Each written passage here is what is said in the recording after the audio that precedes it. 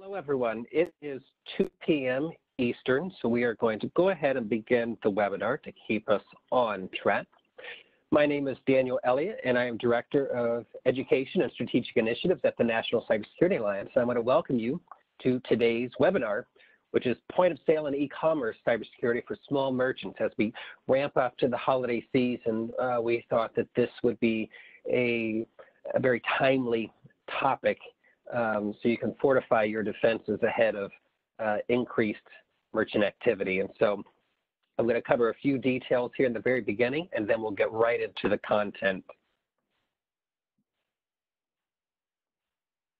So the National Cybersecurity Alliance, who are we? We are a nonprofit based in Washington, D.C., but we have a national reach, and our focus is to educate consumers and small businesses on cybersecurity best practices, to raise awareness on how individuals and businesses can improve their cybersecurity. And so you can visit our website at StaySafeOnline.org. But a lot of what we do across the country is through some of our campaigns, such as National Cybersecurity Awareness Month, which was just this last October, Data Privacy Day, which is coming up on January 28th, and CyberSecure My Business, which is our national effort to educate the small and medium-sized businesses across the country on cybersecurity best practices. And so all of our events that we do, whether they're in person or web-based like this, are free to you thanks to our national sponsors. So we have Trend Micro, who's our signature sponsor. We have InfoSec, who's our contributing sponsor. And we have ITSP Magazine, who's our strategic partner and helps us amplify our efforts. And so we've had a lot of success reaching small and medium-sized businesses across this country, and we wouldn't be able to do that without their support. So I want to thank them for that. So I want to introduce Lauren Holloway from PCI SSC, Payment Card Industry Security Standards Council. Ms. Holloway's role includes coordinating PCI Security Standards Council's efforts for the Small Merchant Business Task Force, as well as working closely with the various PCI teams to drive consistency and alignment across the standards and supporting programs. She joined PCI Security Standards Council in 2010 as the Director of Data Security Standards. And prior to joining the Council, Ms. Holloway led and coordinated Visa's efforts for PCI DSS and PADSS and related programs for several years. Ms. Holloway's extensive information security and audit background includes managing information security at an internet payment gateway, consulting with a Big Four audit firm, and conducting and managing internal audits for computer systems at a Fortune 500 company. Ms. Holloway holds the CISSP, CISM, and CISA designations, and so we are very happy to have Lauren on the call today to share her expertise. And so now I'm going to unmute her and pass the keyboard over to her. Let's see here. Thank you, Daniel. Can you hear me? I can hear you, and you should have control of the keyboard now. So thank you to the NCSA for having me here today. So let's get started. That didn't work.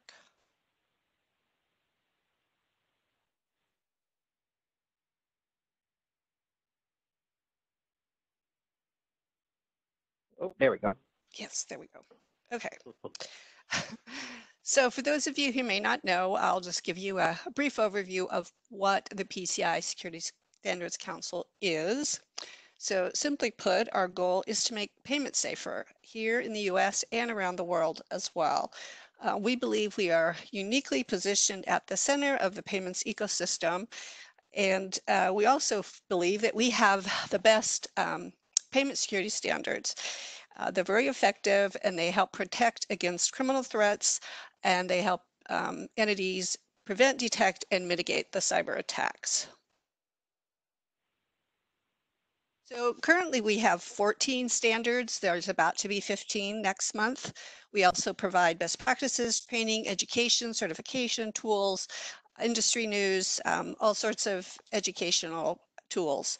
And like other organizations that offer standards, we're able to take you to the next step with practical guidance and hands-on assistance to ensure that payment systems are effectively hardened against cyber criminals. And we're also able to provide programs for our standards.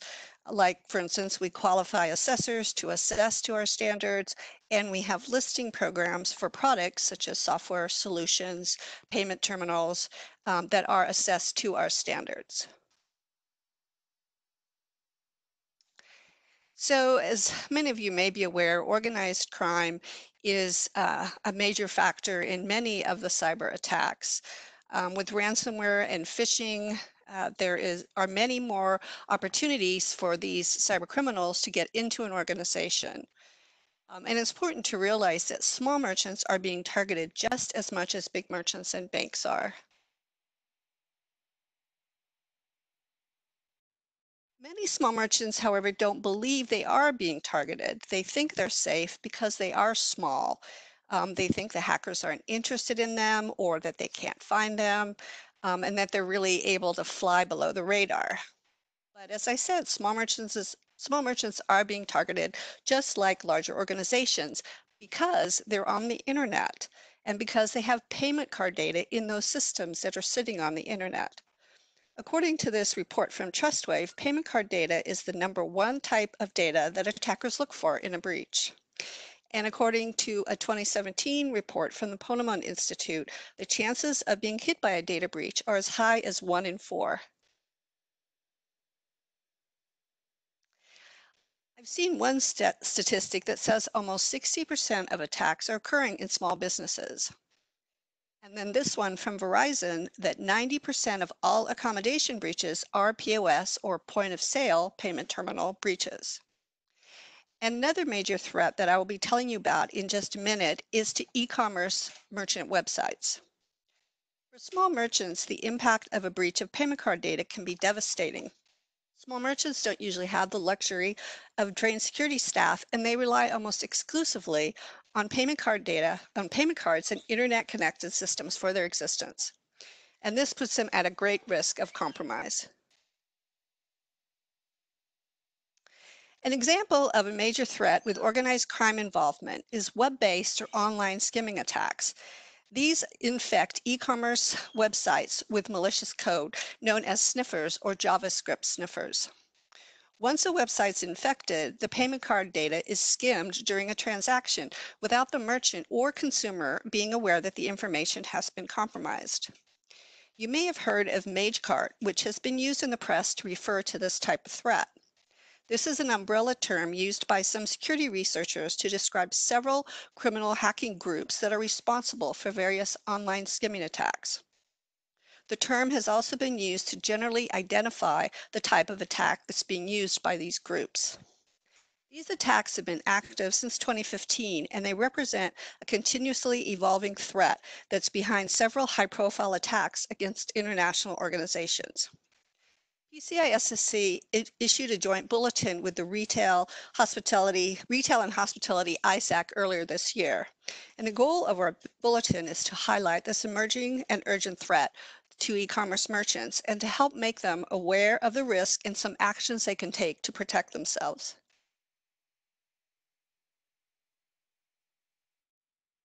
Without proper controls in place, these attacks can be very difficult to detect, and that's one of the reasons that they're so dangerous. These attacks are either directly into e-commerce websites or they're often to third-party software libraries that merchants rely on for functionality on their e-commerce website. These third parties are often not aware of the risk posed by their software that is used by merchant e-commerce sites. And these third-party service providers often don't store, process, or transmit cardholder data, and therefore are not seen as risky, and they're not considered part of PCI DSS scope. Examples of these third-party applications and services that are often used by merchants and that are targeted by attackers include things like advertising scripts, live chat functions, and customer rating features. Threat actors use various methods, including exploiting vulnerable plugins from those third parties, brute force login attempts, and other social engineering attempts to get into these systems. And the purpose of their trying to get into the systems is so they can inject malicious JavaScript onto the third-party services. And then they use these third-party scripts that the merchants are using on their e-commerce websites to access the cardholder data. Because these third-party functions are typically used by multiple e-commerce sites, the compromise of just one of these functions can allow an attacker to compromise many different websites at the same time through mass distribution of the JavaScript. And once present, the code is often triggered when a consumer submits their payment information during checkout, and the threat actors are able to gather billing address, name, email, phone number, credit card details, username, passwords, all sorts of information.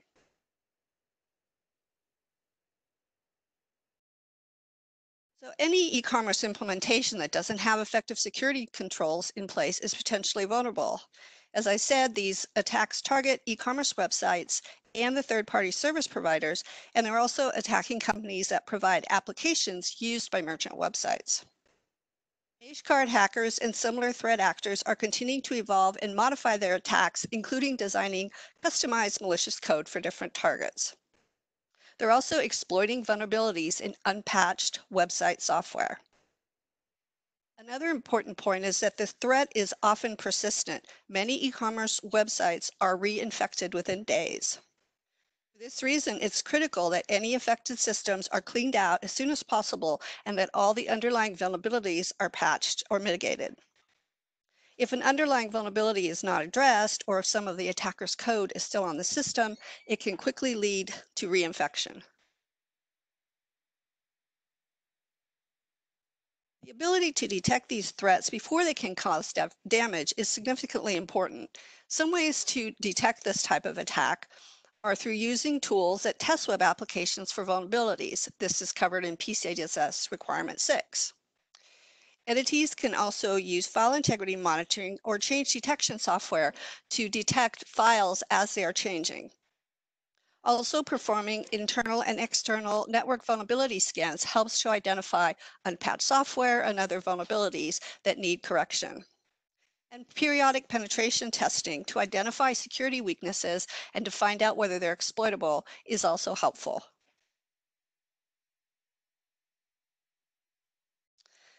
So the best protection to mitigate against these types of attacks is really to have a layered defense. This includes patching operating systems and software with the latest security updates. Some other recommendations to address these types of attacks include implementing malware protection and keeping it up to date. That's PCI DSS Requirement 5. Also, applying security patches for all software as soon as the vendor notifies you. Restricting access to only what is absolutely necessary and denying all other access.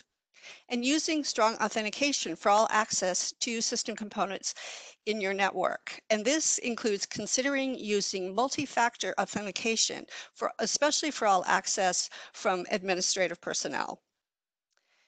And another important point is to make sure you only use trusted third parties.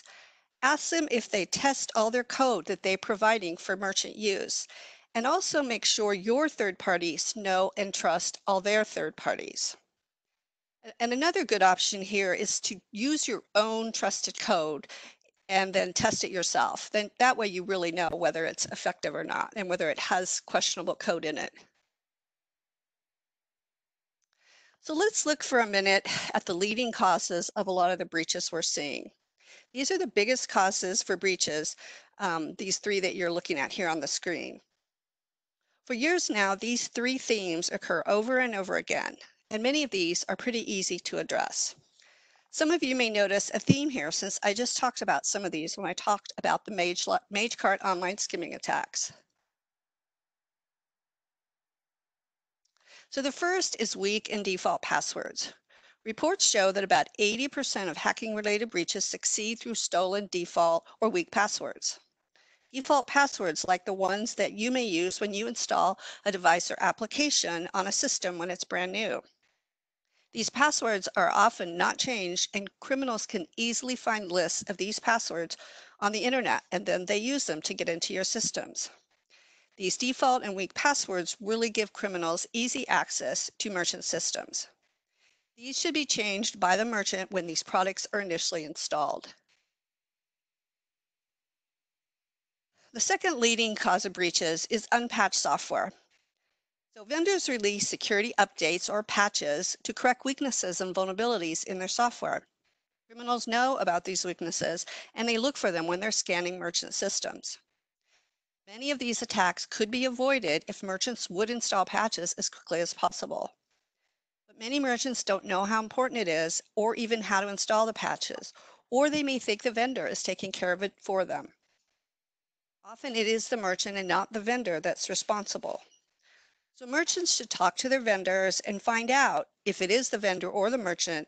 And if the merchant's responsible, those patches should be installed as soon as possible after your vendor lets you know that they're available. Many attacks are happening from remote access software that's used by vendors. Now, remote access is a great tool that allows vendors to remotely support merchants' devices and software. But when it isn't properly secured, it leaves merchants at a big risk. Insecure remote access is the #1 entry point for attacks against brick-and-mortar merchants, and it's also being used to gain access to merchant e-commerce environments. This leads me into discussion of our small merchant resources and what PCISSC has been trying to do to help small merchants be more secure.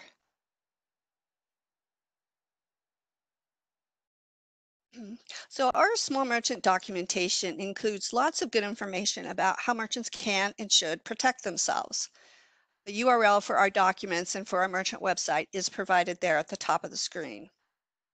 So the main document in this set is the Guide to Safe Payments. It helps merchants understand their risks and provides simple practices they can use to protect themselves. We intentionally wrote this in a non-scary format, no jargon, no acronyms, no big technical words, and it includes the areas that are major causes of small merchant breaches that I just talked about, the default passwords, patching, and remote access. It also includes other key areas that merchants should understand. Another important document is the common payment systems, which includes diagrams of the most common payment systems that a merchant uses.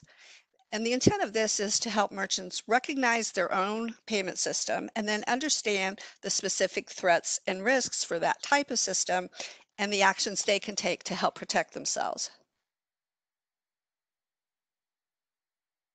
So here's a page from the Guide to Safe Payments.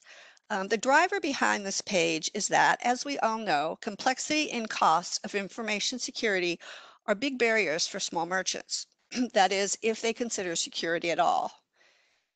Small merchants can't spend much money on security, they don't understand it, and they don't see a lot of benefit for the cost.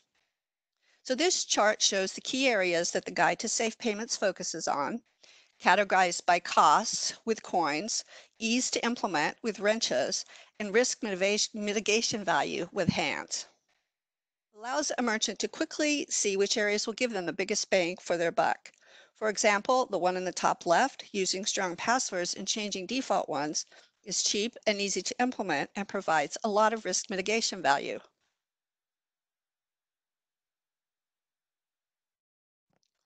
So page 14 in our Guide to Safe Payments covers merchant payment terminals, sometimes called POS machines. And this is really specific to physical attacks against payment terminals in a merchant store, which is still also happening. We recommend that merchants periodically check their payment terminals for signs of tampering. A quick 30-second check is really all it takes. First, it's important to have a list of payment terminals along with pictures of each terminal.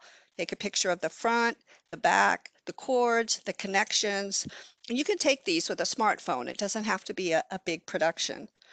And then frequently, maybe every day, look at the actual terminal. Pick it up and really look at it. Compare it to the pictures. Does anything look different? Are there broken seals? Are there new seals that are covering screws or plates that you could see before? Is there different cabling?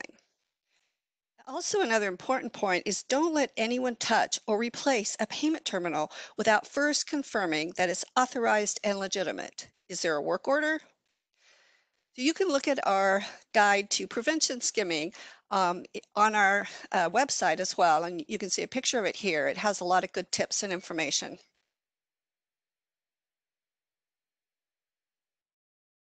So another couple documents in our small merchant resources, we have questions to ask your vendors that explains various service providers and vendors that merchants are likely to use or encounter. And it helps merchants know which questions to ask and which answers they can expect. It also includes numerous links to resources as well as to payment brand lists of compliant service providers. We also have a glossary of payment and information security terms, which uses simple language to provide clear, understandable definitions. So I'd like to tell you just a bit more about our questions to ask your vendors document. I think this is a great resource that's not being used as much as I'd like to see it. So this document includes a table that describes various service providers and vendors, including application vendors, payment terminal vendors, processors, hosting providers, e-commerce providers, etc. And it also includes service providers that may help you meet PCI DSS requirements, like firewall providers, patching, or antivirus providers. It also includes integrators and resellers. These are people who may come into your store to help you install new payment terminals or applications. This table tells what each provider does, which PCI SSC standard or program applies to that provider, and what merchants can look for from that provider or vendor. Throughout this document as well, we've included numerous links to the various PCI SSC lists as well as to payment brand lists. So there's 6 pages of questions included in this document, along with helpful tips for merchants to understand why these questions are important and the benefits of choosing a more secure vendor. So based on a vendor's response, the document may suggest follow-up questions. For example, if you ask a vendor if they service your payment software remotely, the suggested follow-up question is, do you require remote access to be always on? If they answer yes, this is a red flag because, as I just mentioned, remote access is a common way that hackers breach your system. So you don't want your remote access to be always on. And this document also provides guidance on how to handle situations like these.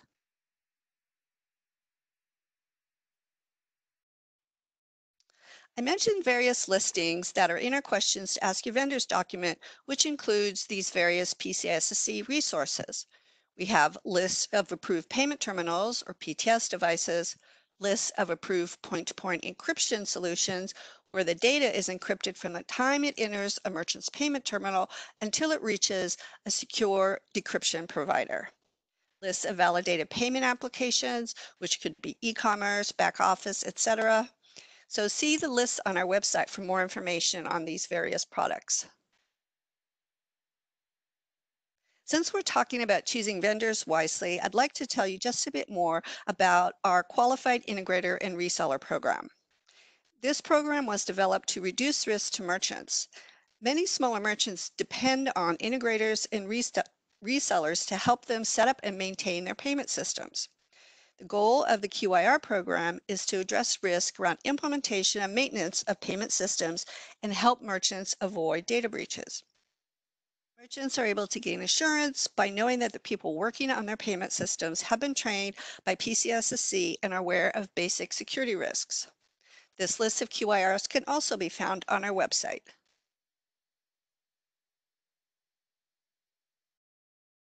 In addition to the small merchant materials available on our merchant webpage, I'd like to point you to some other security awareness resources at the same location.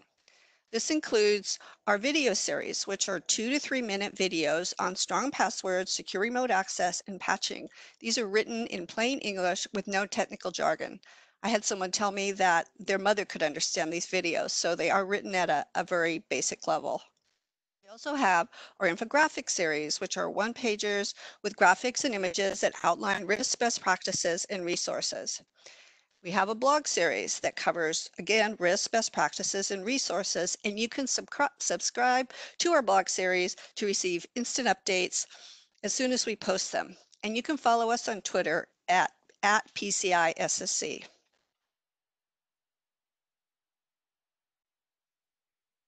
So I'd like to close out talking about becoming a PCI SSC participating organization and some of the benefits. The biggest one is the ability to impact the standards for payment card security globally. You, as a participating organization, you're able to participate in our request for comments periods to review drafts of our standards while they are being developed. PCI DSS is in RFC right now, and our POs, participating organizations, are reviewing drafts of that standard and providing us their comments. Another benefit is the connections, since you can become part of a global network of payment security leaders. And not only can you impact payment security globally, you can connect with other leaders and you can gain visibility for your organization and demonstrate your commitment to payment security.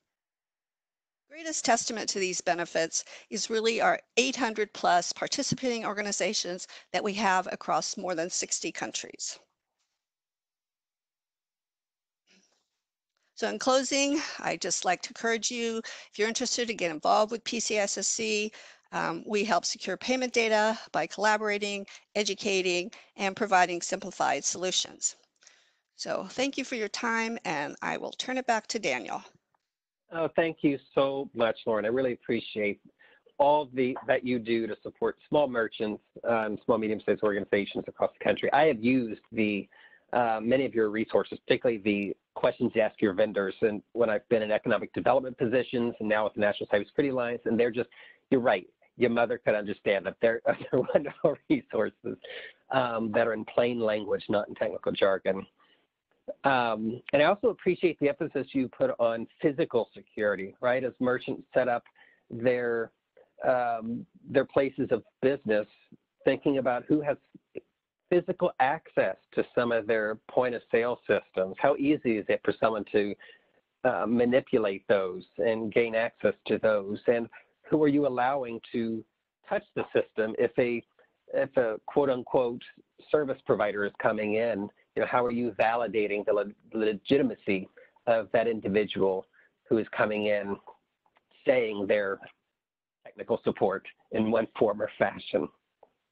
And so I really appreciate that. There's one piece of it I'd like to emphasize, which we see sometimes, and maybe, Lauren, you might be able to touch on this as well, is when small merchants want to offer free Wi-Fi, maybe they have a cafe, right? And they offer free Wi-Fi, thinking about segmenting their networks, right? Or separating their networks so that they're not putting their point of sale systems on the same network that they're allowing customers to access free Wi-Fi on.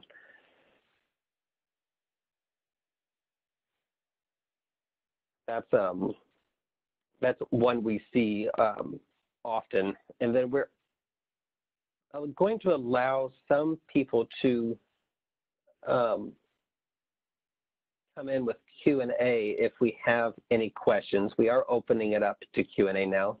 And it looks like I've unmuted you, Lauren. I apologize. I think it had muted you. Yes, I'm here. There we go. I think wireless is still a big risk, and because people come into merchant stores and they're using wireless for all sorts of things, and they can really tap into the merchant's business if they're using the same wireless network. So I think probably an easy way to do it is just to use two separate wireless routers, one for your business, one for what you're offering to your customers, so that you're not putting your business at risk from unknown access from outside. That's great. Thank you. And I do want to emphasize to everyone that this webinar is being recorded and will be posted on the StaySafeOnline.org website sometime next week. We have a question about, can you describe the assignment of legal responsibility for payment card fraud to small merchants? Can they outsource payment card handling entirely? Yeah, and unfortunately, we are not legal experts, so I'm not really able to answer that kind of question.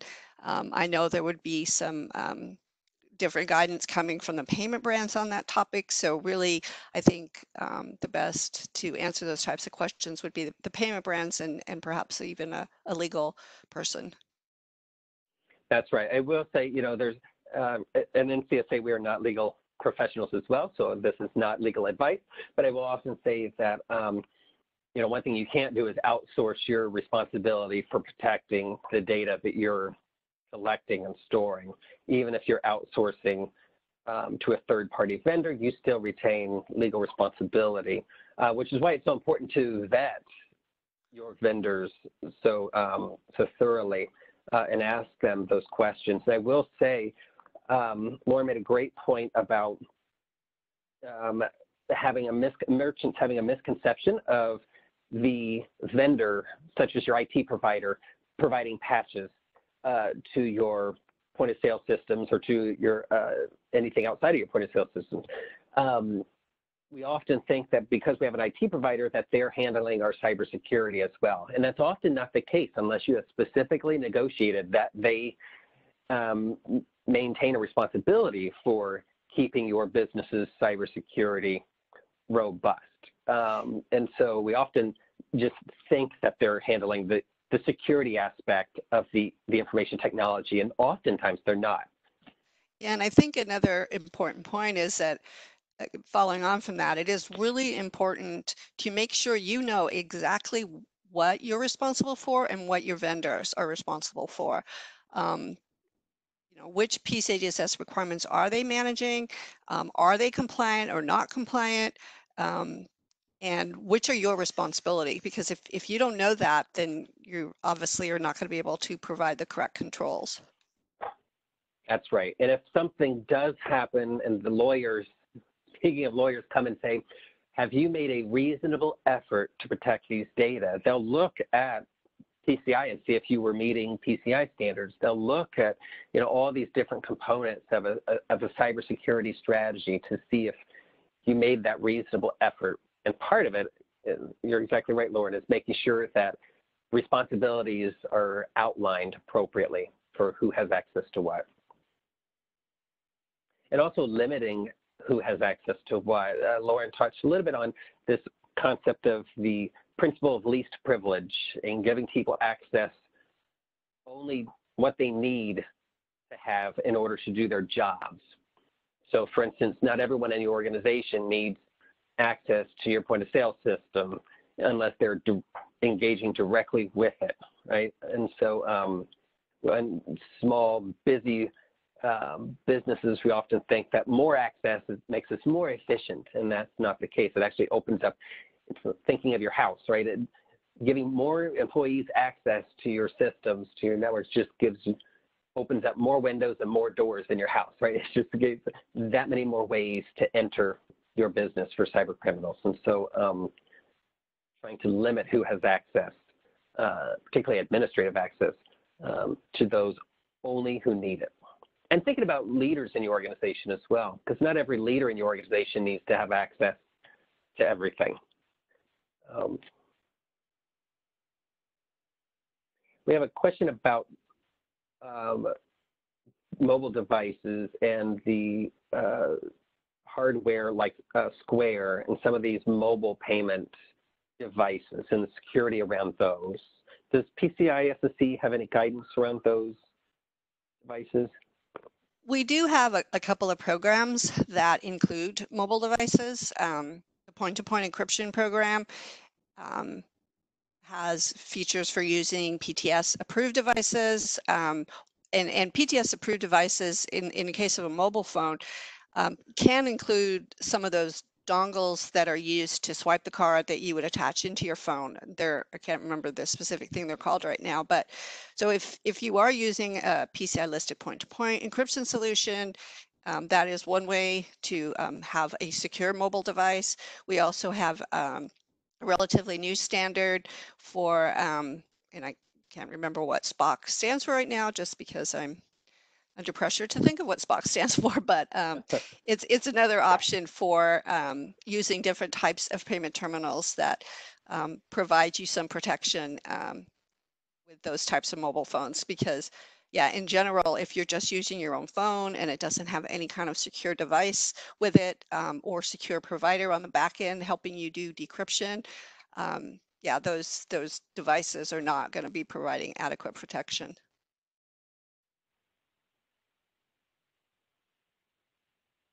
we had another question come through about giving examples of types of social engineering tactics other than phishing that are used by hackers to breach or steal customers' data at point-of-sale systems. So types of social engineering other than phishing. Yeah, sometimes Hack they'll at a point just of sale. Yeah, sometimes they'll just call in even, call a phone number and say, hey, I'm IT, I need your password because we're trying to fix something, which is, I guess, sort of a phishing attack, but to me, I think phishing is being directly, click on this link and it immediately affects you with malware. But if you're giving your password to somebody that's asking for it, then most likely, unless you know it's IT, I would be very suspicious about giving my password away, because once they have your password, they can get into the system. And even if you maybe don't have administrative access, they can start poking around in your network and looking for ways to get that administrative access that gets them where they need to be. So I just be very wary of people asking you for information. I just today got a text message that wanted me to click on something, and just they're constantly trying to get information from us. So I'm very cautious. Yeah, it's that BS factor, that be skeptical factor. Anytime anybody's asking you to click on a link or to complete a survey, answer any type of information. And I also say, if you receive notices that are very urgent from any of your merchants saying, you need to update your password immediately, or you need to do X, Y, Z, it's usually best to go directly, not click on the link, but go directly to your bank's website, for instance, and go to your portal, log into your portal on your bank's website to see if there's a message specifically from the bank versus taking it at face value in an email. Because often they will use those methods.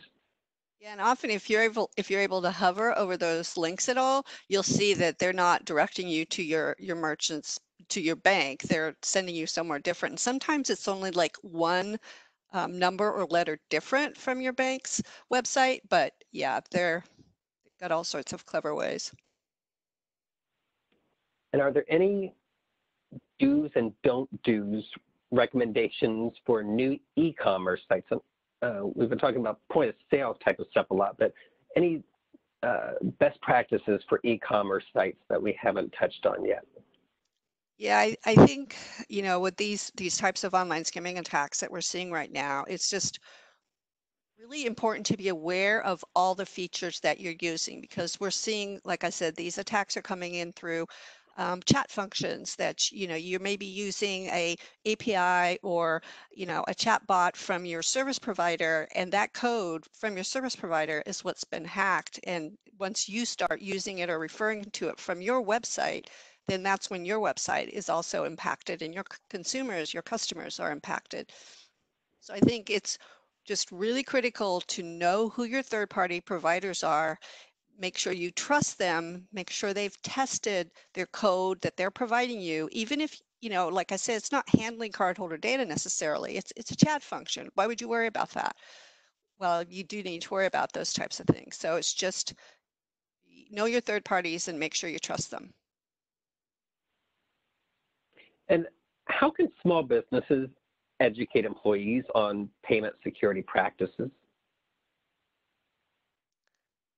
I think there's a lot of good information in that guide to safe payments I think that can be a good basis for a education and awareness program for employees. And I think with, if you have terminals, just making sure all your employees know what your terminals are supposed to look like and that they periodically look at them.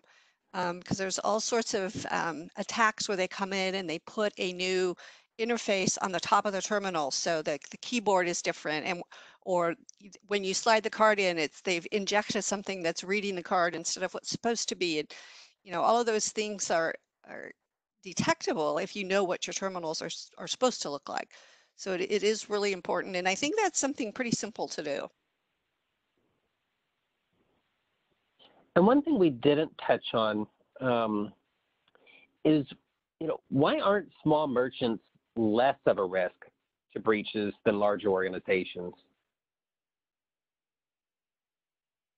Well, I think they're almost at equal risk, even though they may not have the name brand recognition. because the hackers are just doing network scans. They're looking for certain types of POS machines that they know are vulnerable. They're looking for certain vulnerabilities, and they pick all these things up in their scan, and merchants are on the internet. All small merchants are, all larger merchants are. So I think that's why many of these small merchants are getting breached, because their data is out there, their information, and they're probably less likely in many cases to have protected themselves, so that they are more vulnerable. That's great. We have one more. Because we've been able to end early, we get to have all kinds of Q&A, which is wonderful, actually. We don't get this opportunity very often. Is there any effort to help enforce better identity standards for e-commerce? Typically, a website is blind to who is using a credit card. Have you seen any kind of efforts to innovate in this space as far as enforcing or creating better identity standards? I know that there are efforts like from EMVCo, which mainly EMVCo focuses on the interoperability of the chips that are on the payment cards, but they're also now focusing on interoperability of identification for e-commerce merchants to provide more security. There's also 3D Secure standard that works through credit card issuers and does help to provide that identity. So there is some effort and some tools that are available now. So it's just a matter of getting them used more, I think, at this point, getting more people aware of it. There's also FIDO Alliance, which has some specifications for secure identification of individuals. So I think there's efforts out there. It's just a matter of getting them employed, as I said. Yeah, and FIDO Alliance, for those of you who aren't familiar, it's FIDO Alliance. A lot of great resources available on their website as well. All right, Lauren. Well, I want to thank you for being such a willing participant on today's webinar and sharing so many wonderful resources with our attendees today. As I said, this webinar will be posted online on StaySafeOnline.org. We will email out a notification to everyone that it has been posted, probably sometime next week. And so with that, again, I want to thank Lauren Holloway, and I want to thank PCI Security Standards Council for lending your expertise to us today. And again, if you have any questions, you can reach out to the National Cybersecurity Alliance. And next month, we'll be focusing on social media cybersecurity and best practices for securing all those accounts that you have. And so with that, I hope you all have a wonderful day, and I hope to see you next month. Thanks so much.